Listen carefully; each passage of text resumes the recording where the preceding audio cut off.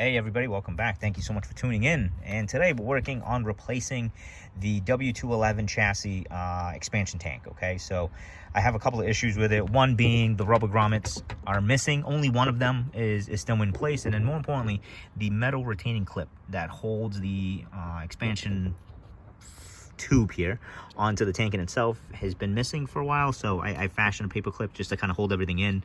You can't buy just the clip because the clip comes integrated with the tank in itself, but it's not a big deal because the tank is, 30-40 bucks. So this is going to give me the peace of mind that I'm going to have something new, and hopefully it'll last another 16 years, because that's how old this tank is. Okay, it's 16 years old.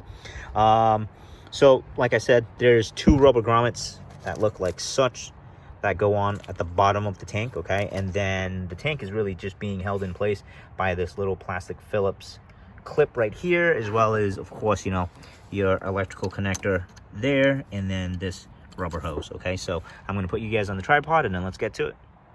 All right guys, I must admit there was a slight oversight because I did not bring any additional fluids with me. So what I'm going to have to do is remove the fluid from the tank, so then that way I can reuse it again. Not a big deal, because when I changed my Bosch intercooler pump, that was kind of like a mini flush that I did, so I think the fluid should be okay. But we're just going to use a little container to capture the fluid. You can use a turkey baster, or I have just this handy dandy fluid pump that I got many years ago when I was doing my transmission fluid on my Volkswagen. So I'm just gonna pump out, like I said, as much fluid as I can, so then that way I can reuse it.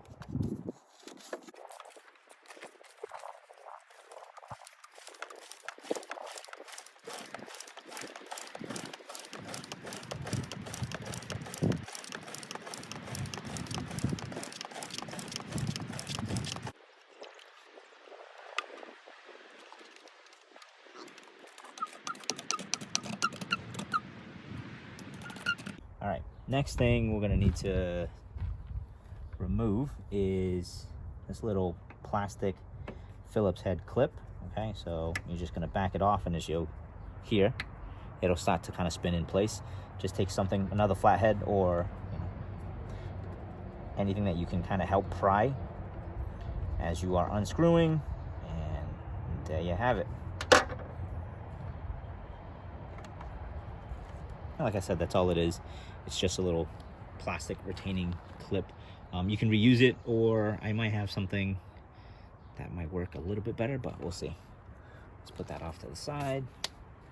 Like I said, there is one electrical connector in the front of the coolant reservoir, so you want to make sure that is disconnected. And then now there's just one rubber hose at the bottom, and then the tank simply is removed by lifting up.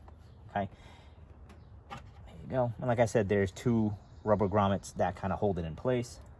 I am currently missing one, so I'm actually going to take the time now to insert this little rubber grommet right into the body here.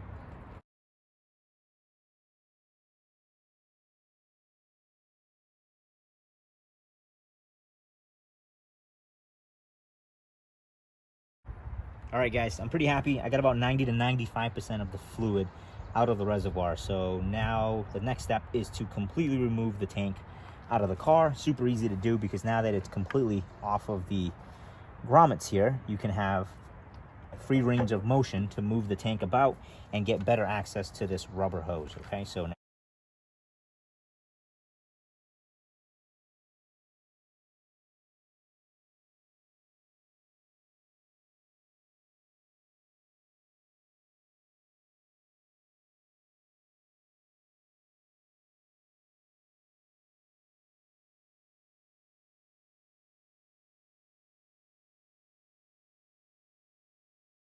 so once you have the hose unclamped, you want to now keep that hose as vertical as you can, because there will be fluid inside of it. All right, so we're just going to disconnect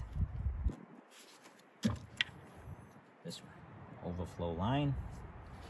I'm going to take the reservoir completely out of the car. I'm going to dump the remaining fluid into my container.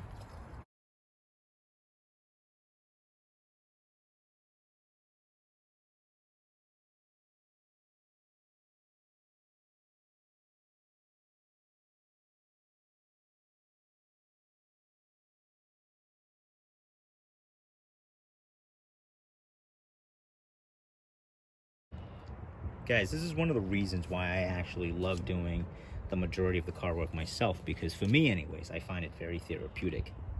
It's relaxing.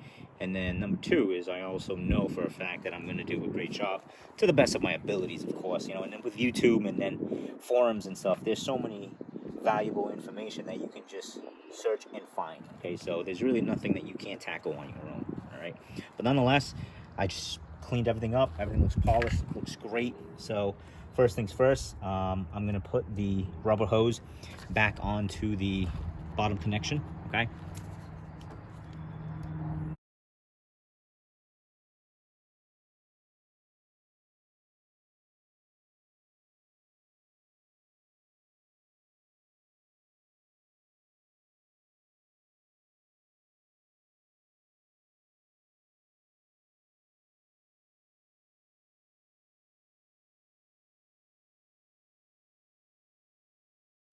All right, guys, when it comes to these clamps, especially for your cooling system, I've always done it this way, where I try to position the clamps in the same manner that it came off, okay? Because you have to understand that the clamps are holding on to the rubber hoses for the last 16 years, so it forms almost a memory, okay? So I don't want to reposition it in a certain way, because then it's going to introduce gaps, and I just don't want any leaks down the road. All right, so once you have it connected, just make sure your wire is not in the way. And then you're just going to push the tank down onto those two little rubber grommets. There you go. And now it's securely held in place. We'll put the plastic screw back in just to kind of tidy everything up. But I think while I'm at it, I'm actually going to also change this line, because I don't know if it's been done before. And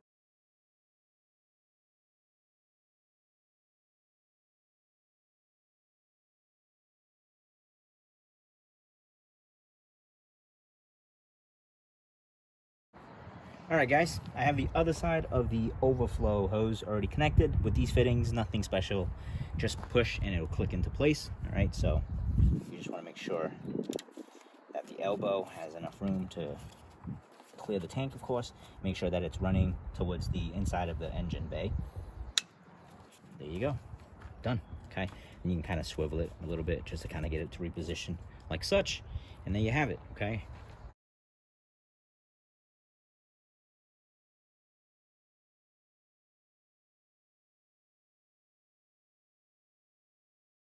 Now I'm gonna have to filter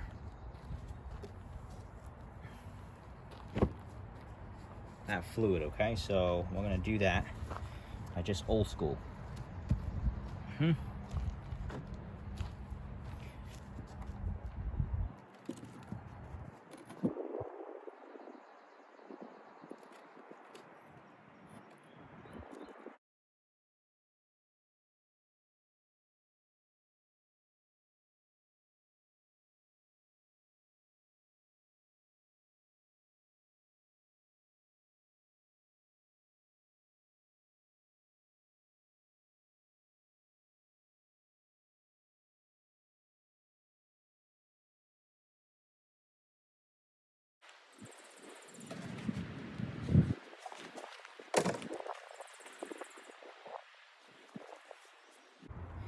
This is what I was trying to remove and not reintroduce back into that system.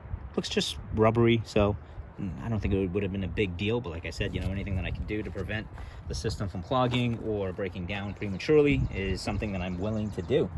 I do need some fluid in there, but like I said, I don't have any on me, so I am going to top it off at a later date. But there, one last thing you'll need to do is to reconnect this electrical connector.